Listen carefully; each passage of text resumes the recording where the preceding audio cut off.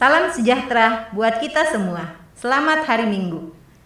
Marilah kita mengambil saat teduh sejenak sebelum kita memulai ibadah. Tenangkan hati dan pikiran kita, jadikanlah ibadah di rumah layaknya seperti ibadah di gereja. Biarlah hati kita bersukacita menyambut kehadiran Tuhan dalam ibadah kita di rumah masing-masing. Mari kita berdiri, kita meyakini bahwa ibadah online ini terjadi karena pertolongan kita ialah di dalam nama Allah, pencipta langit dan bumi, yang kasih setianya kekal selama-lamanya.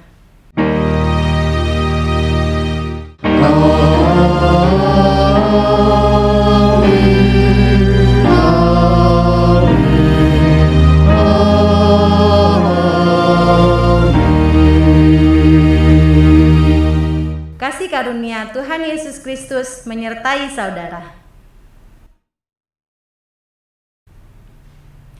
Saudara-saudara yang dikasihi Kristus, hari ini kita memasuki Minggu Transfigurasi. Selanjutnya, hari Rabu tanggal 17 Februari, kita masuk ke dalam Rabu Abu, pertanda dimulainya masa Raya Paskah. Kisah Tuhan Yesus dimuliakan di atas gunung. Yesus berubah rupa dan pakaiannya berkilauan. Begitulah nantinya tubuh kebangkitan itu. Kemuliaannya dinyatakan sebelum kesengsaraan itu dilakoni. Transfigurasi berarti perubahan wajah. Perubahan wajah Tuhan Yesus dalam kemuliaannya sangat kontras dengan perendahan dan penderitaan. Transfigurasi seolah menjadi perantara penderitaan dan kemuliaan. Melalui tema khotbah hari ini, transfigurasi antara penderitaan dan kemuliaan, kita diharapkan dapat memahami makna transfigurasi sebagai pesan bahwa gambaran kemuliaan itu akan diperoleh setelah Yesus taat dan setia melalui Via Dolorosa, jalan salib itu. Kita diajaknya untuk mencintai karya Yesus itu sambil terus mencontoh dan menerapkan dalam hidup sehari-hari. Umat Tuhan, marilah dengan berdiri kita menyanyikan pujian PKJ 2 kali. Mulia, mulia namanya.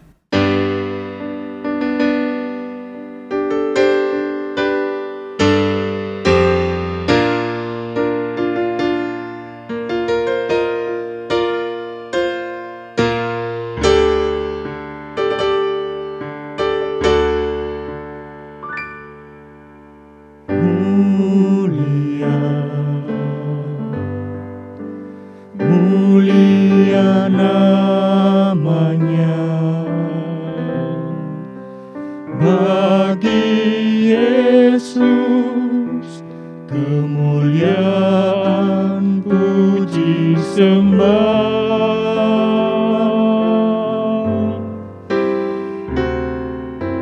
Mulia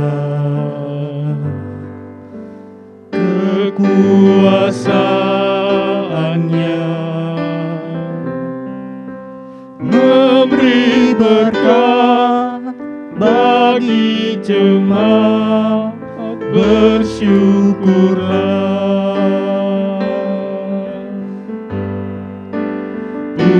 Pujilah, tinggikanlah Rajamu Yesus.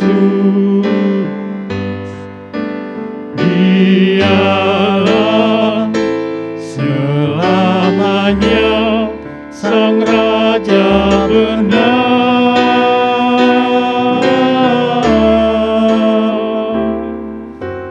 Mulia, muliakan namanya, Sang Penebus, Maha Kudus, Maha Besar.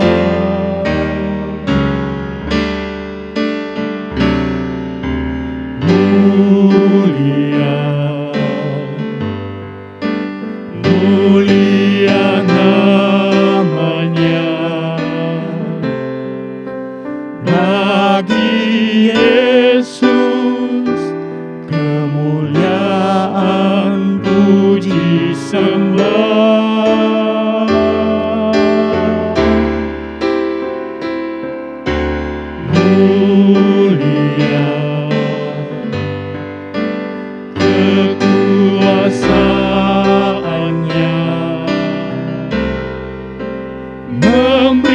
berkat bagi jemaat, bersyukurlah. Pujilah, tinggikanlah Rajamu Yesus. Dialah selamanya Sang Raja benar.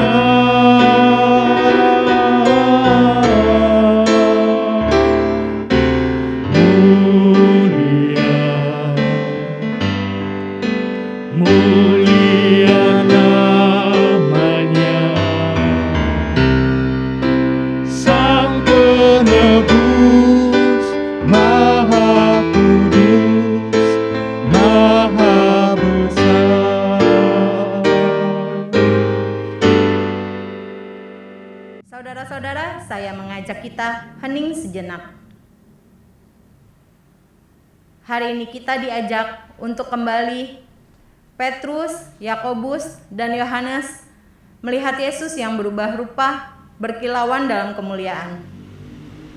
Kita sering berlaku seperti Petrus yang gamang dan berusaha menahan kemuliaan untuk diri sendiri.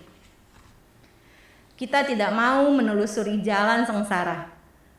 Buktinya ketika mengalami kesulitan sedikit saja, kita gampang mengeluh, menyalahkan orang lain, menyalahkan keadaan, bahkan menyalahkan Tuhan. Padahal Yesus mengajarkan kepada kita untuk melalui jalan yang sempit. Bisa jadi jalan itu adalah jalan derita dan sengsara. Tidak ada kemuliaan tanpa mahkota duri. Itu yang diajarkan Tuhan kita. Namun seringkali kita mau mudahnya saja menikmati kemuliaan itu. Saudara-saudara, marilah kita datang ke hadapan Tuhan untuk mengakui dosa dan kesalahan kita, terutama dosa ketidaktaatan dalam melakukan firman-Nya dan mengejar kemuliaan semu. Saudara-saudara diberi kesempatan untuk mengaku dosa-dosanya secara pribadi.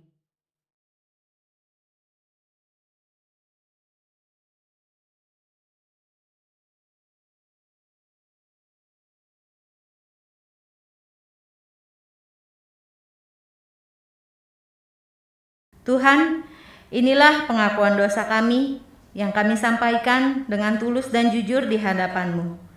Ampunilah seturut dengan belas kasihan-Mu. Di dalam nama Tuhan Yesus, penebus dosa kami berdoa kepada Bapa di sorga. Amin. Barang siapa mengakui dosanya dengan sungguh-sungguh di hadapan Tuhan dan bertekad untuk tidak melakukan dosa yang sama, maka kepadanya diberikan berita anugerah. Titus 2 ayatnya yang ke-11 sampai 12. Karena kasih karunia Allah yang menyelamatkan semua manusia sudah nyata. Ia mendidik kita supaya kita meninggalkan kefasikan dan keinginan-keinginan duniawi, dan supaya kita hidup bijaksana, adil, dan beribadah di dalam dunia sekarang ini. Demikianlah berita anugerah dari Tuhan.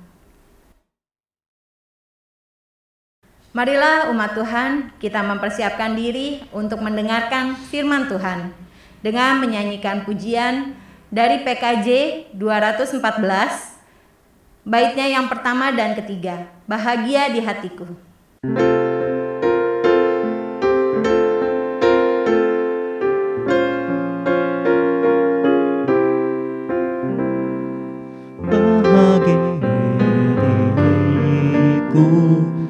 Yesus selamatkanku, ku puji juru selamatku, aku disucikannya. Gerangan siapakah Yesus yang ku nyanyikan terus? Tuhan dan juru selamatku yang mati bagiku, walaupun hanya sekali nampak kebalikannya, cukup Cukuplah itu bagiku, dan bebaslah jiwaku. Kenangan siapakah Yesus yang ku nyanyikan terus? Tuhan dan Juru Selamatku yang mati bagiku.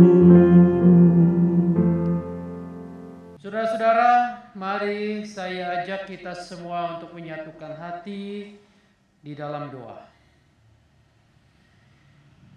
Dalam kerendahan kami Bapa, kami memohon kuat kuasa Roh Kudus-Mu supaya kami mengerti apa yang kami baca, apa yang kami daraskan, apa yang kami dengar.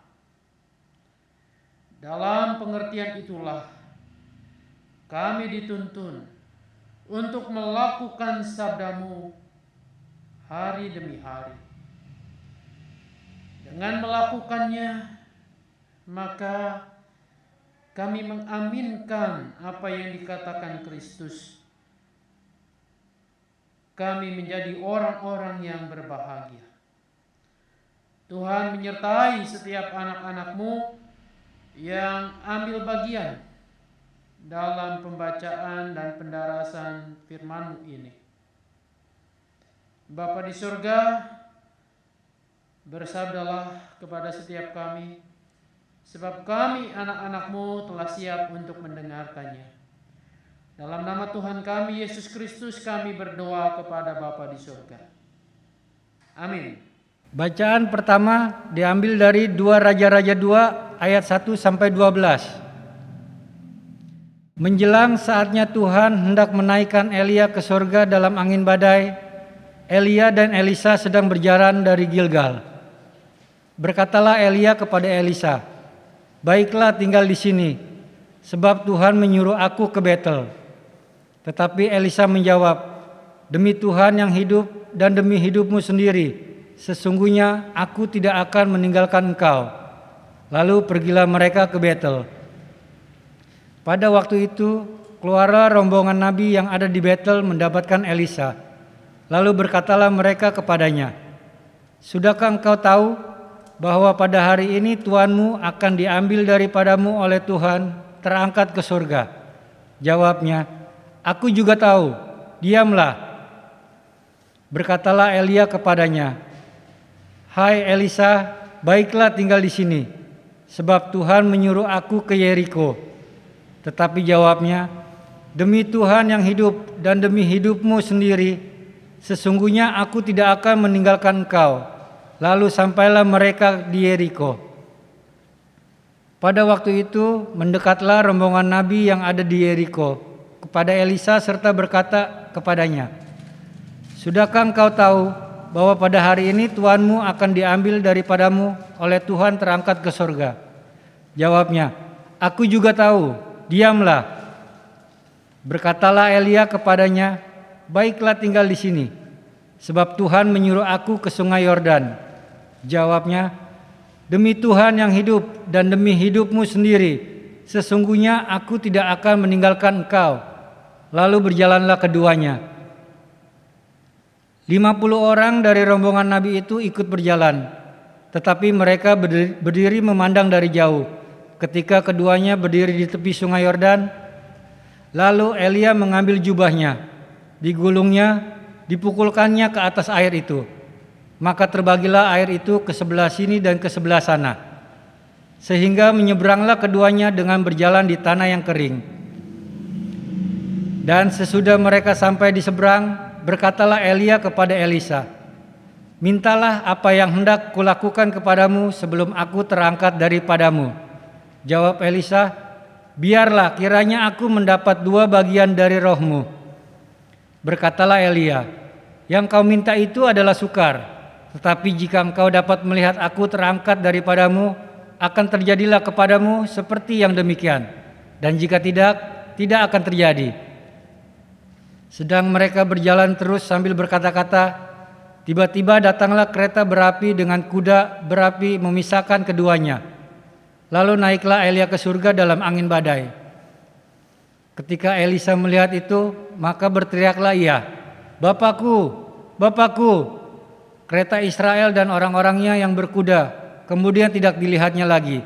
Lalu direnggutkannya pakaiannya dan dikoyakannya menjadi 2 koyakan. Demikianlah sabda Tuhan.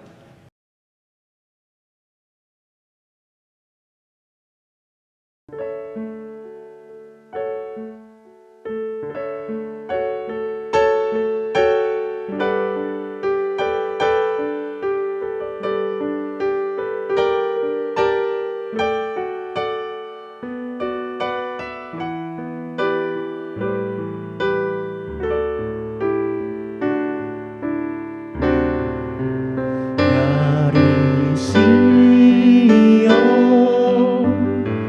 puncak keindahan, Allah tampil bersinar, Allah tampil bersinar. Langit kabarkan keadilannya, sebab Allah sendiri adalah hakim. Dari Sion, puncak keindahan, Allah tampil bersinar,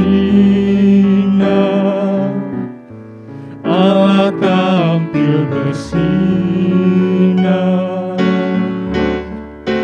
Langit kabarkan keadilannya, sebab Allah sendiri adalah hakim. Tuhan Allah yang Maha Kuasa berfirman memanggil bumi, dari terbitnya mentari sampai pada terbenamnya. Sungguh Allah kita datang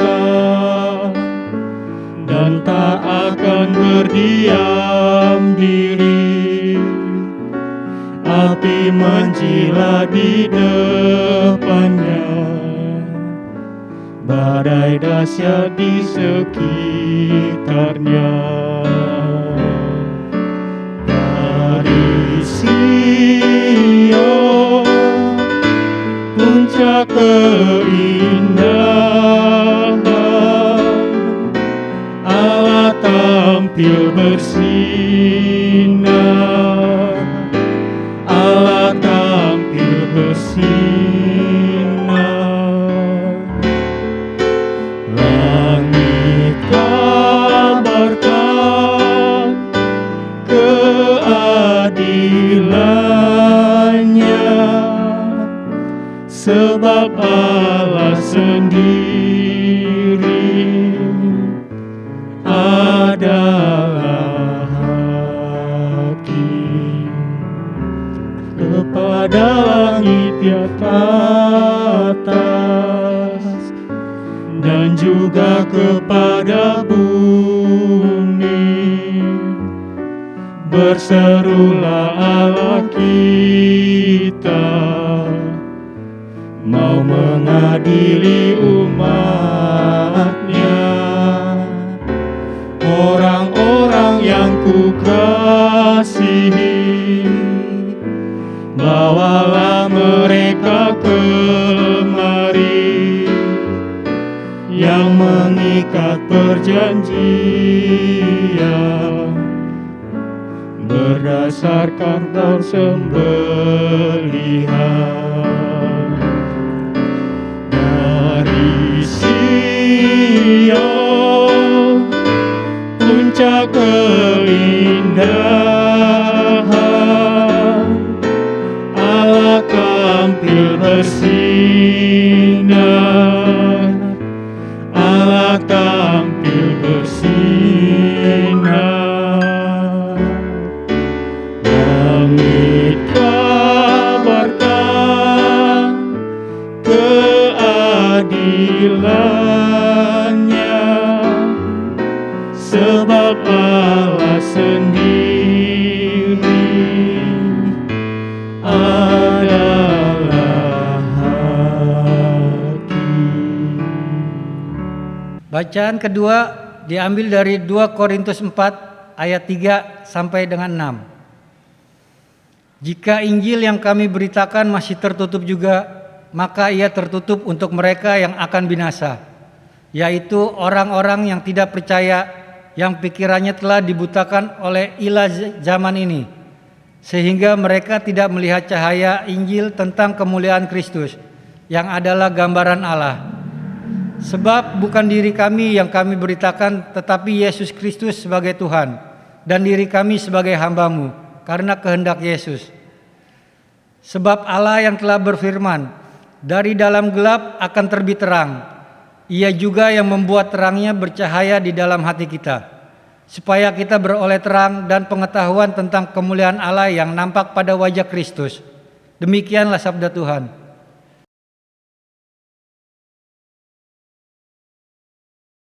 Ibu Bapa yang dikasihi dan mengasihi Tuhan Yesus, hari ini adalah Minggu Transfigurasi tahun B.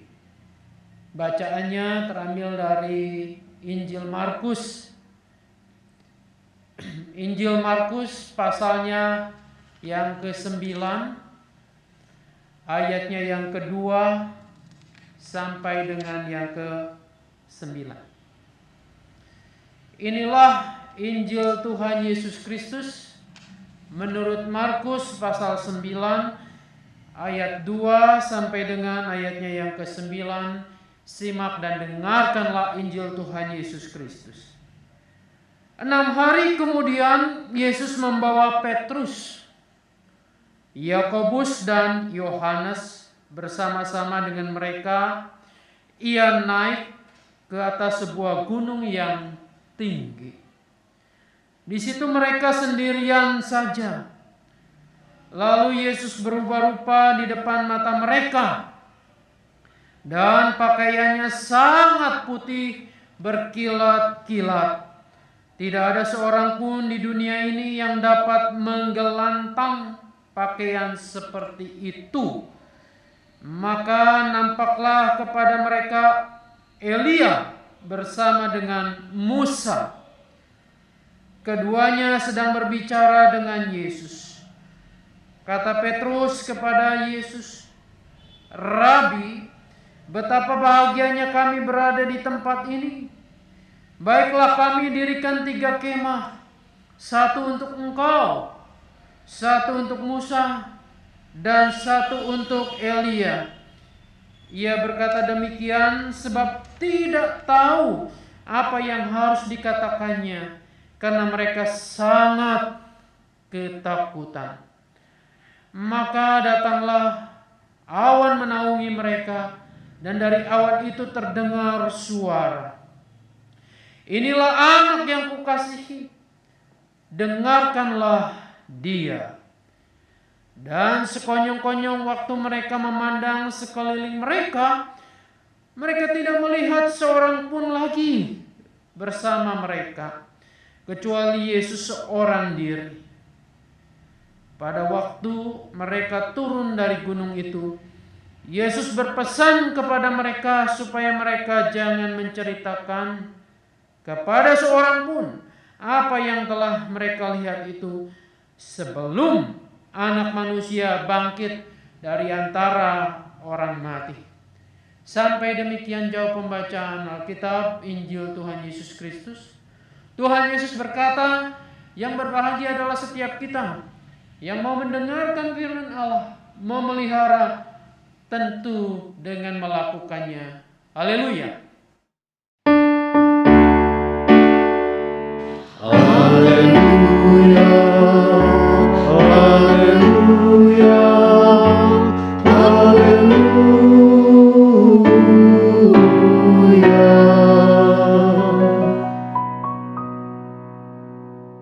Salam sejahtera buat saudara-saudara yang ada di rumah. Kami tetap mendoakan kita semua dalam lindungan Tuhan, dalam keadaan sejahtera.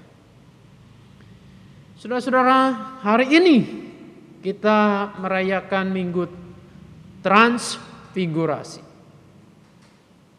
yaitu mengingat kembali Yesus yang berubah rupa yang begitu mempesona dalam kemuliaannya. Tema kita transfigurasi antara penderitaan dan kemuliaan. Ibu Bapak yang dikasihi dan mengasihi Tuhan Yesus Kristus, setiap manusia terbiasa menggunakan akal budi, itu mempunyai apa yang disebut paradigma. Mungkin kita jarang-jarang mendengar kata ini. Saya juga maklum, apalagi dalam kehidupan pembicaraan kita di Mangga Besar, kita jarang menyebut kata ini, paradigma. Namun pada saat ini saya ingin menggunakan kata ini. Paradigma dalam disiplin intelektual adalah cara pandang seseorang, cara pandang Anda, saya. Lalu kemudian bukan hanya itu, tetapi akan berpengaruh dalam kita berpikir kognitif, dalam kita bersikap itu afektif, dan bertingkah laku konatif. Ini bahasa-bahasa asing, mudah-mudahan tidak membingungkan. Jadi saudara-saudara, paradigma atau cara pandang kita itu jelas akan mempengaruhi pikiran kita. Lalu kemudian dari pikiran kita juga akan berpengaruh bagaimana kita bersikap memandang sesuatu itu. Dan akhirnya juga berpengaruh pada apa yang kita lakukan, apa yang kita kerjakan. Paradigma juga dapat berarti seperangkat asumsi, praduga kita, konsep, nilai, dan praktik yang diterapkan dalam memandang realita sebuah komunitas yang sama. Seorang namanya Stephen Covey dalam bukunya Seven Habits of Highly Effective People, ini udah ada terjemahannya, ya, Seven Habits ini. Saudara-saudara mendefinisikan bahwa paradigma sebagai cara kita memandang sesuatu ini mirip-mirip dengan worldview, pandangan kita, kerangka acuan kita atau keyakinan kita. Paradigma adalah seperti ini, kacamata. Stephen Covey merangkum bahwa ada 3 paradigma, yakni paradigma tentang diri sendiri, pandangan saya terhadap diri saya sendiri. Lalu paradigma tentang orang lain, kita memandang orang lain seperti apa, dan paradigma tentang kehidupan ini. Saudara-saudara, paradigma tentu saja terbentuk tidak sekejap. Tiba-tiba saya punya pemahaman ini dan punya pemahaman itu. Tiba-tiba saya yakin begini dan begitu. Jelas tidak terbentuk dalam sekejap. Tidak dalam 1-2 tahun. Tetapi ia tumbuh seiring pertumbuhan kita, manusia itu dapat menggunakan akal budinya. Lingkungan kita, tempat di mana kita dibesarkan, disitulah ada pengaruh-pengaruh membentuk pola pikir, paradigma kita. Lalu pola asuh, yang disebut pola asuh adalah orang-orang terdekat yang mendampingi kita sejak kecil, di mana kita percaya kepada orang-orang ini. Itu pun akan sangat berpengaruh. Dan juga pembelajaran kita, pendidikan kita, di mana kita dididik di sekolah tertentu, itu juga akan mempengaruhi paradigma kita.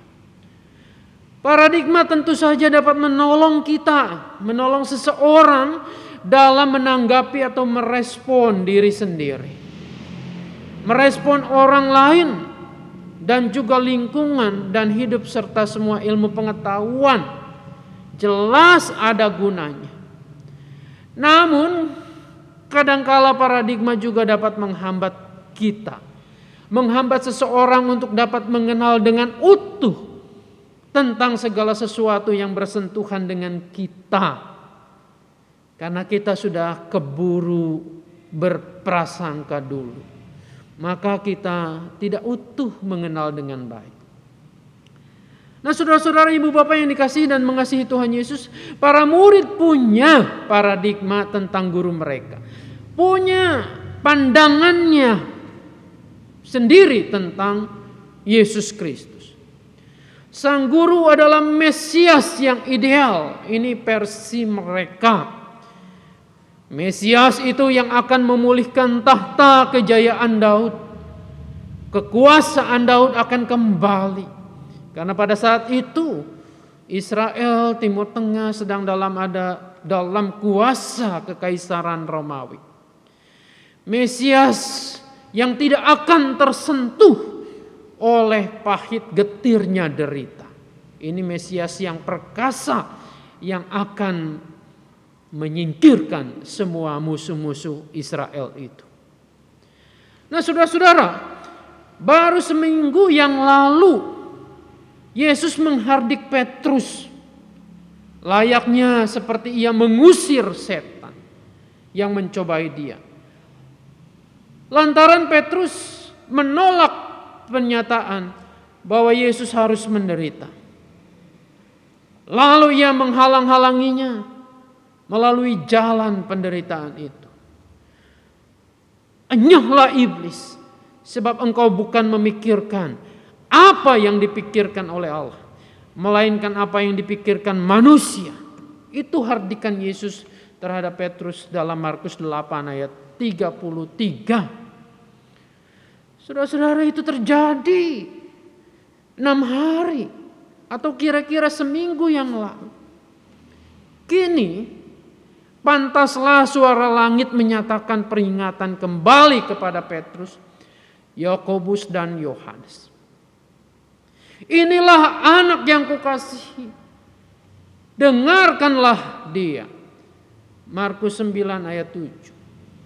Jadi saudara-saudara, kalau tadi kita membandingkan dengan Markus 8 ayat 33, di mana Yesus menghardik Petrus itu, sekarang suara surga itu mengingatkan, dengarkanlah dia. Saudara-saudara, pernyataan anak yang kukasihi bagi para murid ini sebutan yang bukanlah hal yang baru. Mereka sudah dengar itu di Sungai Yordan ketika Yesus dibaptis oleh Yohanes Pembaptis. Namun kali ini ada unsur yang baru yang ditambahkan, yaitu dengarkanlah dia. Tentu saja perintah ini bukan ditujukan kepada Musa dan Elia yang pada waktu itu tampil bersama-sama dengan Yesus dalam kemuliaannya di gunung itu. Bukan kepada mereka. Dengarkanlah dia adalah perintah yang ditujukan kepada 3 murid yang hadir di gunung itu. Saudara yang dikasihi dan mengasihi Tuhan, paradigma tentang Mesias ideal itulah yang membuat para murid ini lupa apa yang belum lama dikatakan, bahkan dengan hardikan oleh sang guru mereka ini. Sekarang suara langit Allah sendiri yang memperingatkan ketiga murid itu. Seharusnya mereka menyadari siapa yang sesungguhnya. Siapa Yesus itu yang sesungguhnya. Sehingga mereka paham. Mereka menjadi rendah hati dan taat seperti figur sang guru itu. Saudara-saudara, Yesus membawa mereka bukan karena ia membutuhkan mereka sebagai pendamping yang menguatkan.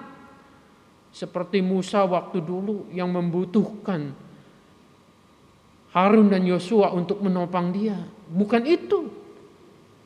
Tetapi karena mereka memerlukan atau karena mereka ini perlu ditegur oleh para nabi dan suara sorga itu. Ia membawa mereka dan bersama-sama mereka dia naik ke gunung yang tinggi.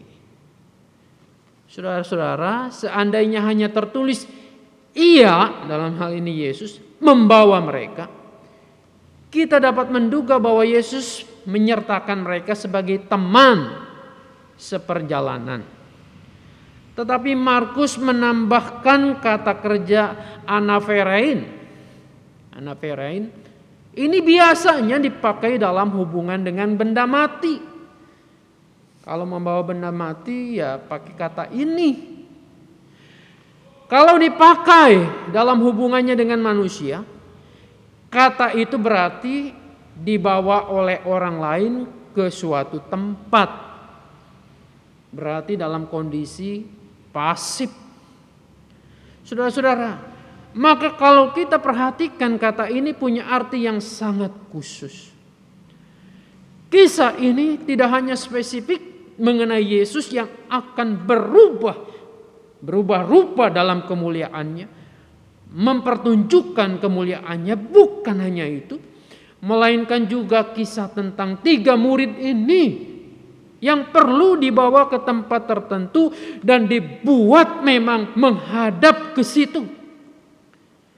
Saudara-saudara, inilah momen di mana anak manusia, di mana anak Allah membawa yang paling terkemuka dari murid-muridnya, yang suka membangkang, yang suka merasa sok dekat, dan yang suka merasa sok tahu, supaya Bapa mengarahkan mereka pada jalan yang semestinya, kepada paradigma yang benar. Ini mirip-mirip seperti Abraham membimbing anaknya Ishak ke puncak gunung yang sunyi. Begitu juga Yesus membawa ketika murid ini ke sebuah gunung. Saudara-saudara, tentu saja ketiga murid itu takjub dengan pemandangan yang tak biasa yang mereka lihat itu. Kemuliaan dahsyat terjadi. Tokoh besar yang sangat dihormati oleh siapapun yang mengaku dirinya Yahudi, Musa dan Elia, seolah mereka mengkonfirmasi dan meneguhkan bahwa benar Yesus adalah anak Allah yang dikasihinya. Bagaimana reaksi para murid ini? Ketakjuban ini mendorong Petrus untuk membuat tenda bagi Yesus, Musa dan Elia. Saudara-saudara, seakan-akan kemuliaan surga itu memerlukan tempat untuk berlindung dari hawa dingin. Kalau dilihat dari sudut kejiwaan, saudara-saudara, saran Petrus itu dapat diartikan sebagai upaya menyesuaikan diri dengan kemuliaan yang dahsyat, menakjubkan sekaligus menakutkan itu, dengan jalan memperkecilnya dan membatasinya menjadi ukuran duniawi. Jadi kemuliaan itu begitu besar, dahsyat, menakutkan. Nah, bagaimana supaya ini diimbangi? Maka secara kejiwaan Petrus mengusulkan, ini jangan terlalu besar, sehingga tidak bisa dikendalikan dan dikuasai. Oleh karena itu ia berusaha untuk membangun sebuah tenda supaya kemuliaan itu dapat masuk dan dapat diperkecil dan dapat dikendalikan. Saudara-saudara, bukankah ini juga sifat manusiawi, karakter kita juga, yang selalu harus dapat mengendalikan dan menguasai. Kita merasa tidak aman, tidak nyaman ketika ada sesuatu di luar kendali kita. Saudara-saudara, kita ingin semuanya ada di bawah kendali kita. Padahal ada sesuatu yang dahsyat yang tidak bisa dikendalikan. Nah, ketika turun gunung, Yesus melarang mereka untuk menceritakan kepada siapapun tentang peristiwa di atas gunung itu yang mereka saksikan bersama-sama. Ini ayat yang tadi kita baca, sampai Anak Manusia bangkit dari antara orang mati. Setelah para murid belajar menerima, bahkan mencintai penderitaan Yesus, barulah mereka dapat berbicara tentang kemuliaannya dengan cara yang tepat. Saudara-saudara, dulu saya bingung dengan ini. Kenapa Yesus melarang menceritakan kejadian dahsyat itu, menceritakan kemuliaannya yang luar biasa? Ini larangan yang dilakukan oleh Yesus sendiri. Ini kan seringkali terjadi bahwa kita ingin bersaksi, memperlihatkan, menyatakan kemuliaan Yesus. Bukankah ini adalah sesuatu yang wajar? Bukankah ini adalah bagian dari pemberitaan Injil? Bahwa betul Yesus adalah yang mulia itu, yang teramat mulia. Saudara-saudara, bahkan kita dipanggil untuk menyaksikan itu. Nah, bayangkan orang yang melihat, mengalami sendiri, merasakan sendiri keagungan itu, namun oleh Yesus dikatakan jangan engkau ceritakan. Ini yang mengherankan. Dulu saya berpikir apa yang terjadi dalam pikiran Yesus. Saudara-saudara yang dikasihi dan mengasihi Tuhan Yesus, larangan itu jelas, konsisten dengan suara langit, suara dari sorga yang memerintahkan dengarkanlah dia. Saudara, tidak mungkin orang dapat mendengar dengan baik kalau ia terus berbicara. Tidak mungkin Anda mendengar, menyimak dengan baik kalau Anda sedang belajar, Anda sedang diajar, lalu kemudian Anda pun terus berbicara. Ada hubungan erat antara berbicara dengan pengajaran penderitaan. Hubungan ini terkandung dalam perkataan Yesus sendiri dengan menyebut kebangkitannya dari antara orang mati. Dia mengingatkan para muridnya pada seluruh pemberitaan tentang penderitaannya, yaitu bahwa ia akan diserahkan kepada penguasa, menderita, mati, dan dibangkitkan kembali. Nah, larangan Yesus itu dapat dimengerti begini. Jangan engkau berbicara tentang hal itu, tentang penderitaan. Jadi penderitaan dan kemuliaan itu adalah rangkaian. Penderitaan akan terjadi lebih dahulu. Tidak dengan sembarangan anak manusia telah menjadi anak Adam untuk mati menebus dosa manusia, yang bahkan tidak dapat dilakukan oleh Musa dan oleh Elia. Tugas Yesus sebagai anak Adam harus ditunaikan lebih dahulu, baru kemudian datang kemuliaannya selaku anak Allah. Nah, urutan ini menentukan juga kapan saatnya para murid berbicara. Jangan berbicara tentang kemuliaannya dulu sebelum engkau mengerti, memahami apa yang dinamakan penderitaan anak manusia itu. Kurang lebih begitu. Di sini kan yang selalu menggoda Anda dan saya, kita semua. Selalu ingin menyaksikan kemuliaannya tanpa sebuah proses-proses yang harus kita alami bersama, yang harus kita yakini bersama. Saudara-saudara, kini kita memahami bahwa transfigurasi bukan semata-mata menunjukkan panggung kemuliaan buat Yesus. melainkan juga para murid diajar, ditegur, dan diingatkan bahwa kemuliaan itu pasti akan terjadi ketika mereka mendengarkan anak yang dikasihi itu, anak Allah itu. Mendengarkan sekaligus belajar, memosisikan diri di belakang Yesus, mengikuti jejaknya, taat dan setia meski harus melalui jalan penderitaan. Saudara-saudara, disinilah kita dapat melihat titik temu antara kemuliaan dan penderitaan. Benar, penderitaan tidak usah dicari-cari.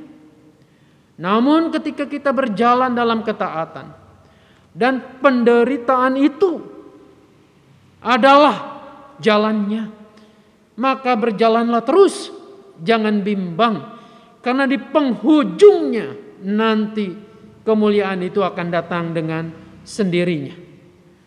Saudara-saudara, apa yang menghambat kita saat ini untuk berjalan dalam ketaatan? Saya pikir sama seperti para murid yang seringkali menghambat kita untuk belajar taat. Itu adalah paradigma kita, jalan pikiran kita. Ibadah, pelayanan, dan pengakuan Yesus sebagai Mesias akan membuat seseorang jauh dari penderitaan. Sebaliknya ia akan dekat dengan kesuksesan, dengan kuasa, berkat, kelimpahan, kesehatan, kemakmuran. Itulah buah dari pengikut Yesus. Saudara-saudara, saya mau tegaskan, benar, selalu saja Tuhan dapat membuat dengan kuasanya orang seperti itu, karena ia sangat berkuasa untuk memberkati umatnya dengan cara yang demikian. Namun bagaimanakah kalau situasinya terbalik? Apakah kita tetap mau mendengarkannya, mengikutinya terus? Ketika jalan derita harus kita lalui, apakah Anda dan saya akan tetap taat dan setia, sama seperti Yesus menyelesaikan tugasnya? Ingatlah, tidak ada mahkota kemuliaan tanpa mahkota duri. Tuhan Yesus menolong memberkati kita. Amin.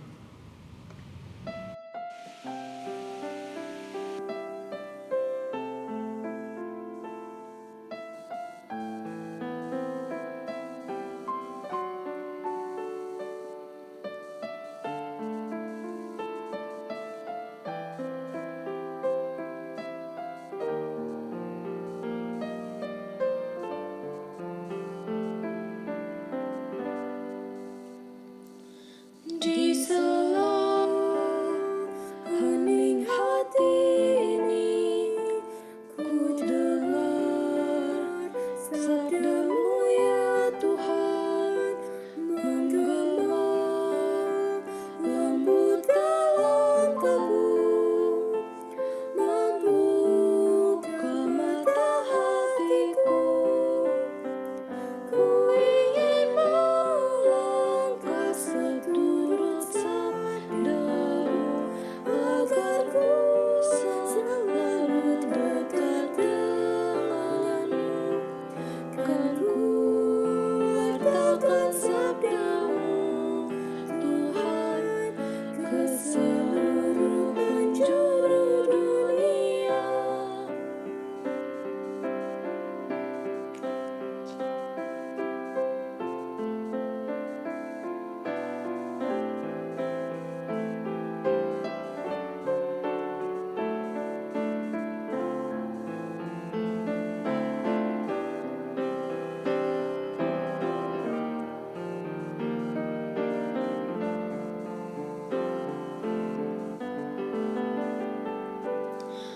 Ajarku untuk selalu setia menjadi saksi dan pewarta hingga di seluruh dunia.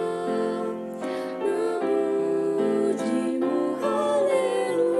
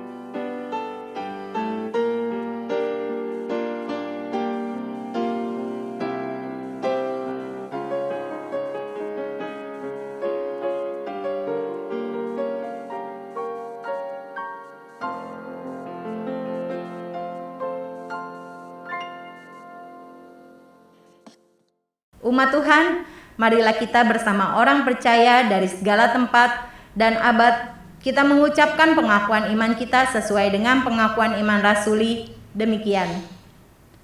Aku percaya kepada Allah, Bapa yang Maha Kuasa, Khalik langit dan bumi, dan kepada Yesus Kristus, anaknya yang tunggal Tuhan kita, yang dikandung daripada Roh Kudus, lahir dari anak darah Maria, yang menderita sengsara di bawah pemerintahan Pontius Pilatus, disalibkan, mati dan dikuburkan, turun dalam kerajaan maut. Pada hari yang ketiga, bangkit pula dari antara orang mati, naik ke surga, duduk di sebelah kanan Allah, Bapa yang Maha Kuasa. Dan dari sana ia akan datang untuk menghakimi orang yang hidup dan yang mati. Aku percaya kepada Roh Kudus, gereja yang kudus dan am, persekutuan orang kudus, pengampunan dosa, kebangkitan orang mati, dan hidup yang kekal. Amin. Saya mengajak kita untuk menaikkan pokok-pokok doa kita. Mari kita berdoa. Terima kasih Bapa di surga, kami telah sampai pada Minggu Transfigurasi yang mengingatkan kepada kami tidak hanya kemuliaan yang dinampakkan oleh Yesus Kristus sebagai Mesias, anak Allah itu, tetapi daripadanya kami belajar untuk tetap setia taat sampai mati, sampai Engkau memanggil kami semua. Sehingga walaupun jalan derita yang harus kami lalui, di sanalah kami meyakini, mengimani bahwa mahkota kemuliaan yang tidak akan layu itu akan Kau berikan untuk setiap kami. Bapa, ajar kami menapaki kehidupan ini sambil terus memaknai perjalanan Kristus melalui Via Dolorosa itu. Saat ini kami tetap berdoa untuk kehidupan kami, anggota jemaat-Mu, GKI Mangga Besar khususnya, simpatisannya, dan siapapun juga yang mendengar, yang menyaksikan, yang turut ibadah melalui ibadah ini. Mungkin mereka, mungkin kami semua pada saat ini sedang dalam keadaan yang tidak nyaman, sedang sakit, dalam penderitaan, dalam keterbatasan, atau mungkin sedang dalam karantina. Biarlah Tuhan yang menolong, memberikan kekuatan, memberikan pengharapan dan pemulihan buat kami semua. Kami juga berdoa untuk setiap kami yang mengalami duka cita, Tuhan juga yang memulihkan dengan sukacita. Bapa di surga, ketika gereja-gereja-Mu pada saat ini mempersiapkan diri untuk memasuki masa-masa raya Paskah, Tuhan tolong untuk kami boleh menapakinya dengan baik, untuk belajar dari Tuhan Yesus Kristus. Ketika kami akan memulai nanti dengan Rabu Abu, Tuhan yang tolong, ini bukan sekedar bahwa kami pamer kesalehan, dahi kami ditandai dengan salib dari abu. Bukan hanya itu, tetapi abu ini boleh mengingatkan buat kami semua bahwa kami nantinya yang dari debu akan kembali kepada debu. Biarlah masa-masa ini kami gunakan untuk hidup dalam pertobatan. Bapa di surga, segenap pelayanan di gereja-Mu, GKI Mangga Besar ini kami serahkan ke dalam tangan kasih-Mu. Program-program yang ada, Tuhan tolong. Keterbatasan kami, biarlah Engkau yang menyempurnakannya. Demikian pula dengan kebutuhan-kebutuhan kami. Bapa di surga, kami percaya Tuhan adalah Allah yang Maha Kuasa, yang berkenan untuk menyempurnakan semua yang ada ini. Kami juga berdoa untuk pemerintah bangsa dan negara kami. Tolonglah ya Bapa, supaya kami semua tetap hidup rukun satu dengan yang lain. Pemerintah bangsa dan negara kami boleh mengayomi setiap elemen-elemen anak bangsa ini, sehingga kami tetap bersatu. Khususnya juga dalam menangani pandemi COVID-19 ini. Tuhan yang menolong, memberkati. Bapa, inilah doa-doa kami, ampuni yang tidak seturut dengan kehendak Bapa. Biarlah yang terjadi rencana dan kehendak-Mu, karena itu yang terbaik. Kami berdoa di dalam nama Tuhan kami Yesus Kristus yang sudah mengajar kami berdoa.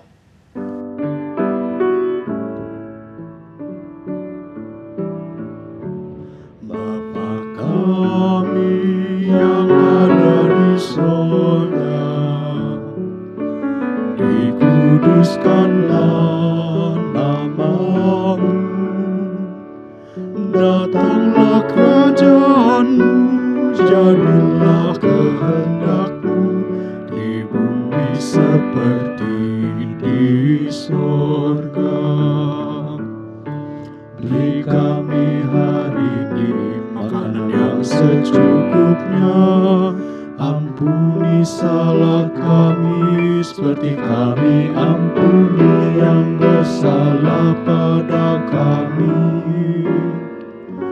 Jangan bawa kami ke dalam pencobaan, melainkan lepaskan kami dari yang jahat. Sebab Kaulah yang punya kerajaan dan kuasa dan kemuliaan sampai selama-lamanya. Amin. Amin. Marilah kita menyiapkan persembahan kita. Firman Tuhan dalam 1 Yohanes 4 ayatnya yang ke-19 mengatakan, kita mengasihi karena Allah lebih dulu mengasihi kita. Sejalan dengan firman ini, kita boleh mengaminkan bahwa jika kita dapat memberi persembahan, maka sebenarnya Allah lah yang terlebih dahulu memberikan berkat-Nya kepada kita. Maka dalam hal ini, kerelaan kita memberi itu sepadan dengan ungkapan terima kasih kita kepada Tuhan. Marilah kita siapkan persembahan yang terbaik untuk Tuhan. Penyerahan persembahan dapat dilakukan dengan cara transfer ke rekening BCA GKI Mangga Besar dengan nomor 6840299340, atau saudara dapat memasukkannya ke dalam amplop, disimpan dalam sebuah tempat, dan nanti ketika sudah bisa beribadah di gereja, dapat diserahkan di gereja. Mengiringi persembahan, mari kita menyanyikan pujian dari PKJ 147, bait yang pertama dan ketiga. Di sini aku bawa Tuhan.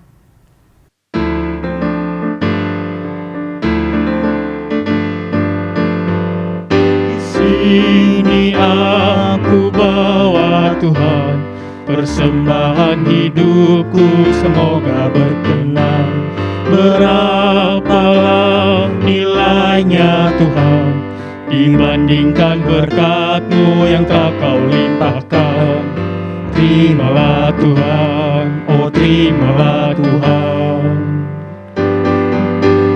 Ku ingat firman-Mu ya Tuhan, yang mengajarkan kami mengingat yang kecil.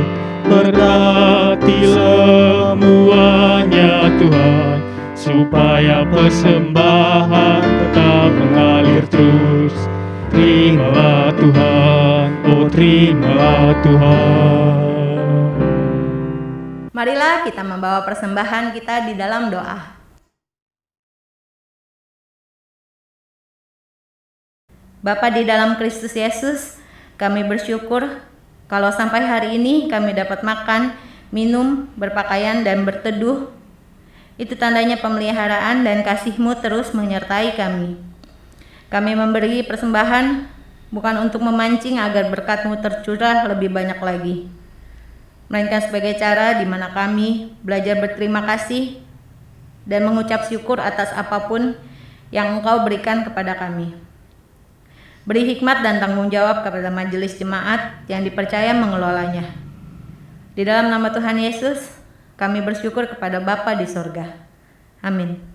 Saudara-saudara umat Tuhan, sekalipun mendung kabut derita bisa saja menaungi kita, tetaplah setia seperti Tuhan Yesus setia.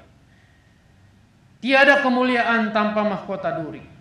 Kelak kita akan menerima mahkota kemuliaan itu ketika terus setia sampai akhir, seperti Kristus dalam menempuh jalan sengsara. Saya mengajak kita berdiri untuk menyanyikan PKJ 282 bait pertama, keempat, kelima, keenam. Tuhan tolonglah bangunkan iman.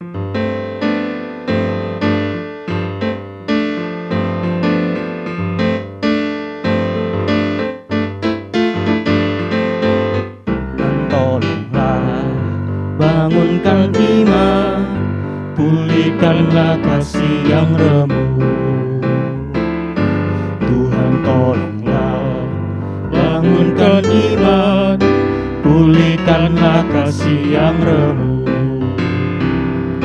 Ubahlah hatiku, jamahlah diriku, biar di tangan-Mu berbentuk. Tuhan tolonglah bangunkan iman, pulihkanlah hati yang remuk. Urapi Tuhan bibir mulutku, jadi saksi kebaikan-Mu. Urapi Tuhan bibir mulutku, jadi saksi kebaikan-Mu. Pakailah diriku, berkati budiku, untuk melukiskan kasih-Mu. Urapi Tuhan bibir mulutku, jadi saksi kebaikan-Mu.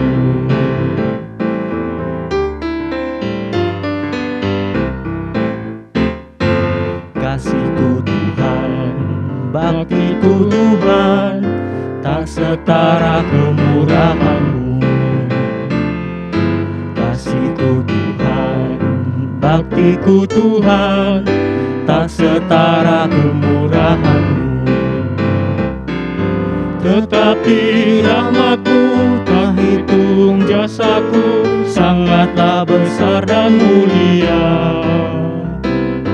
Kasih-Ku Tuhan, bakti-Ku Tuhan, tak setara kemurahan-Mu.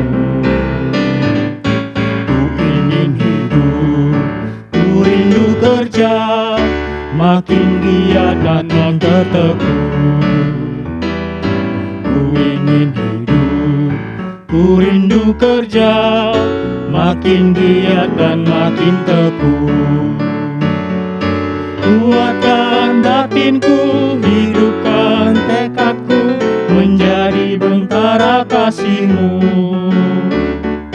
Ku ingin hidup, ku rindu kerja, makin giat dan makin teguh.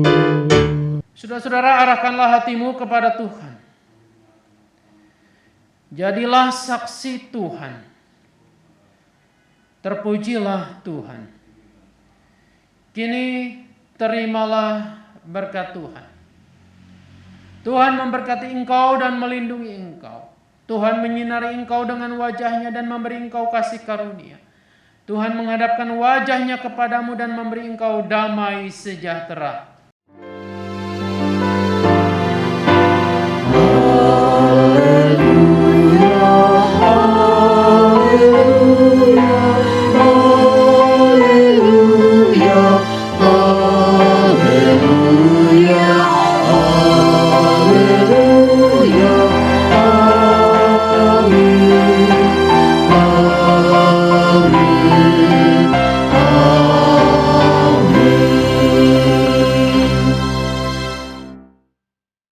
Saudara yang dikasihi dan mengasihi Tuhan Yesus, hari ini kita merayakan Minggu Transfigurasi.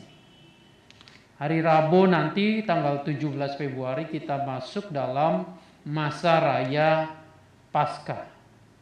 Masa raya Paskah dimulai dengan ibadah Rabu Abu. Kita masih berada di rumah kita masing-masing. Saudara-saudara, kita akan merayakan masa raya Paskah itu dengan ibadah di rumah masing-masing. Dimulai dengan Rabu Abu. Jadi maka dengan itu kami Majelis Jemaat akan mendistribusikan paket untuk ibadah-ibadah itu yang dimulai dari ibadah Rabu Abu ini.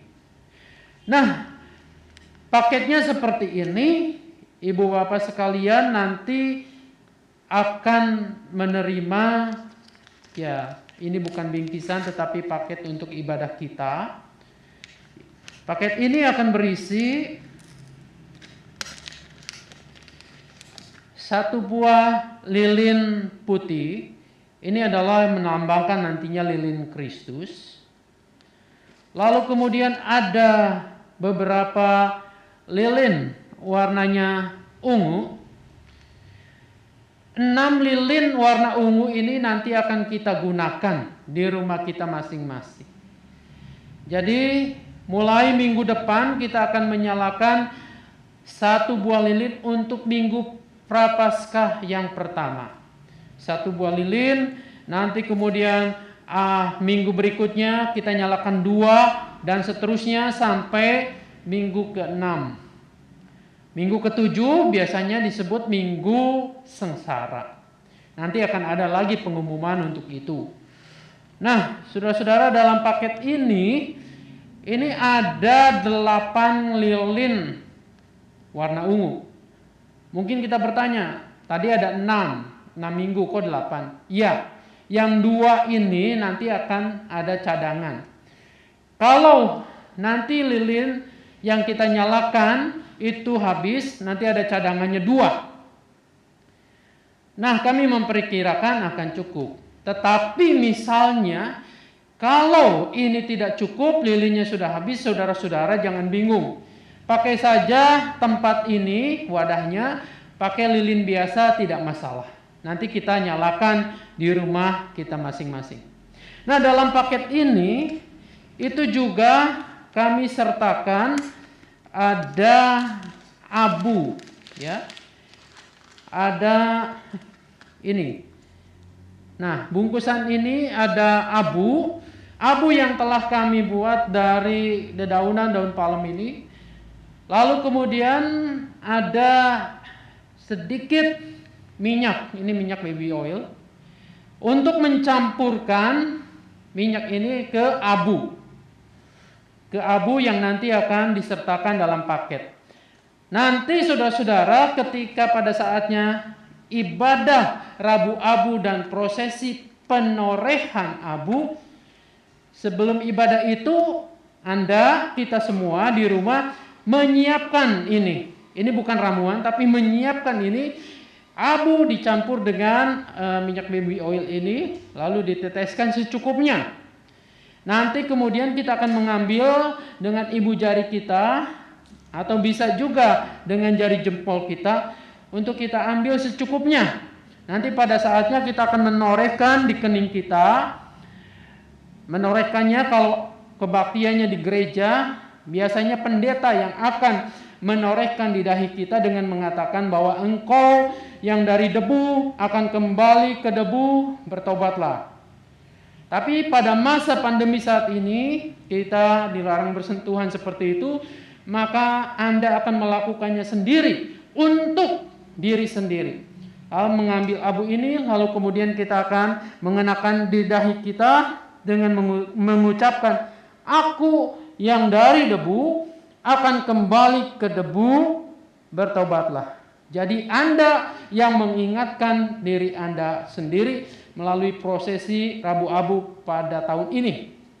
Nah, saudara-saudara, kiranya penjelasan ini bisa dipahami, dimengerti, supaya kita boleh merayakannya, mengikuti ibadah itu di rumah dengan baik, tentunya dengan hikmat. Kami pesan, ini bukan jimat. Jadi ini bukan ada hal-hal yang magic dan lain sebagainya, tapi ini sekedar simbol. Tapi pergunakanlah simbol ini dengan baik, dengan hormat. Nah, biarlah kita tertolong, dibantu untuk merayakan masa raya Paskah ini di rumah kita. Tuhan Yesus memberkati kita. Amin.